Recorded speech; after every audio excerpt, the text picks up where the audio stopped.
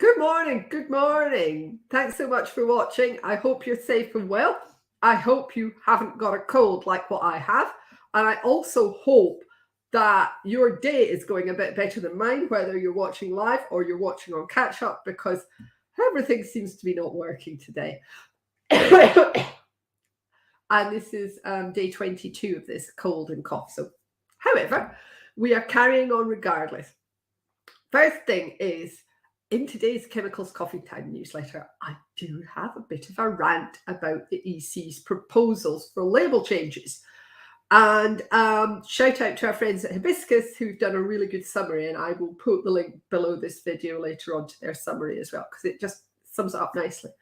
But when you dig down into the details, oh my God, it's terrible. There's basically two things, and they appear to be unrelated, but cynical me thinks maybe they are related, and I will explain why. Now, the first thing is they're going on about, you've got to have minimum font sizes, and then the spacing between the lines has to be 120% of the minimum font size. And actually, Ali mocked up a label, and we've got that mock-up in today's newsletter. And for 3 hazards, you can fit the text on an A4, an A4 like we have on an IBC. Part of it's for transport, the rest of it's for CLP. Well, guess what? You can fit the text on. You can't fit the pictograms on. 2 pictograms, no space for them. How the hell is that going to work? And also, the whole point about the label is you have everything in one place. It's in one plane. You don't need to do anything about it. Now, what the EU are saying is, right, okay, well, you can just go to pull-out labels. Pull-out labels? Are you nuts? In the lab with your thin nitrile rubber gloves on, you're supposed to pull the label out to read the rest of it while you're using hazardous chemicals. Or on plant, you've got an IBC, it's got the plate that the label goes on. You're supposed to pull the label out when you've got your big, thick rubber gloves on.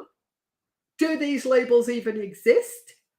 On a bottle or an IBC, you might be handling 10 or 20 or 30 times and need to check the label each time. Get real, people. This is not going to work. And the second thing is digital labels. Now, if you are a cynic, like me, who has been around the block, like me, you may be thinking, why have they just effectively reduced the size, the space available on the label? Is it to push people towards this digital labeling idea for CLP? Now, I am not a Luddite. I love progress. Quite often I'm at the bleeding edge of wanting to get bits of software to work together. I think digital labels are a fantastic idea for packaging. It's a great idea for packaging. You can see how many times an IBC or a drum's been reused. You can see what its contents were. You can get access to the cleaning certificates. Fabulous. None of these things are things you need to know in a hurry. But the CLP information, even though it's like a really soft launch, it's just, you can just put the supplementary information, the bit that isn't really so important kind of thing, that can be on there. No, this is the thin end of a very long wedge, people, and it's dangerous. What are the things that go into supplementary information? One of the things are the EUH statements, which are very often hazards not included in GHS. And the other thing is hazards that are not within CLP or GHS altogether, like dust explosion hazards, asphyxiant gas hazards, all the kinds of things you need to know in an emergency. Putting it on a digital label is analogous to putting it onto a pull-out label. It becomes part of that small print. And what do we know about the small print, everybody? Nobody reads the small print. Not only that, you've got a digital label. How are you going to access the digital bits of the label? On your mobile phone? On plant, where no mobile phones allowed? On a reader? Well, yeah, what happens to that reader if the power goes off? Or you get your mobile phone out and Wi-Fi's down. The whole point about a label is you get the information, it sits there. If you've been on site like me doing an audit sort of inventory, or just doing a walk around for permit reasons, and you look everywhere, you will find stuff tucked in a cupboard at the back of a warehouse. Unless people are really, really good, you will find things with labels that are 20 or 30 years old. And those labels will still work, because all they need to work is enough light to be able to read the information on them. So please do join me in giving feedback to the EC on these new labelling proposals. They are horrific. They are going to cause so many problems. People will die because of this. If I could take a moment to remember Albert Einstein, his principle on things was everything needs to be made as simple as possible, but not more simple. The chemical label for CLP information for supply is as simple as possible. It does not need this complexity of digital labeling. It does not need the complexity of the pull-out label. Thank you for listening to my rant. And I will just put the link, if you are not on our weekly newsletter and you would like some more information on what I've just said, I'm just putting the link to sign up there.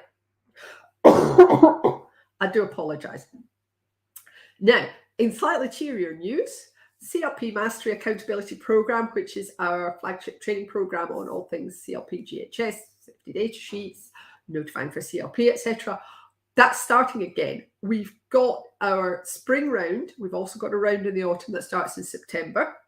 But the spring round is kickoff meeting on the 25th of January, which is a getting to know you meeting. And our last sign-up day for this round is the 1st of February, which is the first proper meeting where you need to turn up, and we'll talk about the contents of Module 1. So I will just get the link if you are interested for signing up. Well, there's two links actually.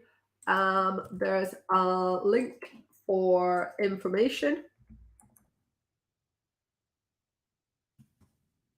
I just put on LinkedIn this morning, and also the actual enrollment link that's got the full data. I'm just going to put it here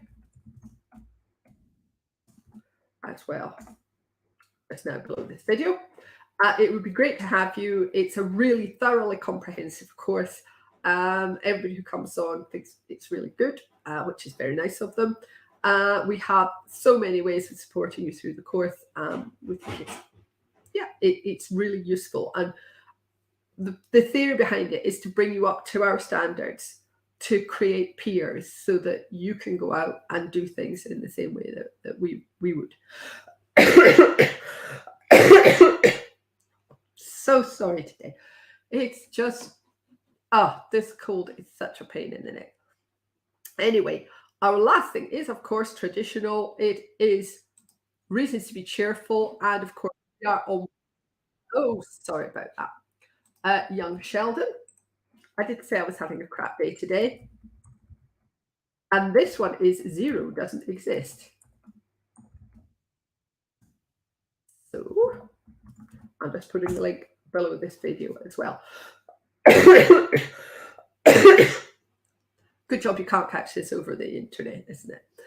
Anyway, that's it for me for today. Thanks so much for listening to me ranting on a bit. But honestly, this labelling proposals from the EU are absolutely unnecessary, and don't agree with GHS, etc. So please do your homework and feed back to them, because otherwise this will be brought in behind our backs and we'll just create all sorts of havoc. Oh, and in today's newsletter, I do go on about how it reminds me of the pictogram problem we had at the start of GHS when there wasn't enough room on the label. It's taking us back there. Why? Why has nobody stopped that? Okay, I'll get off my soapbox. Hope to see you again next week. Take care of yourselves.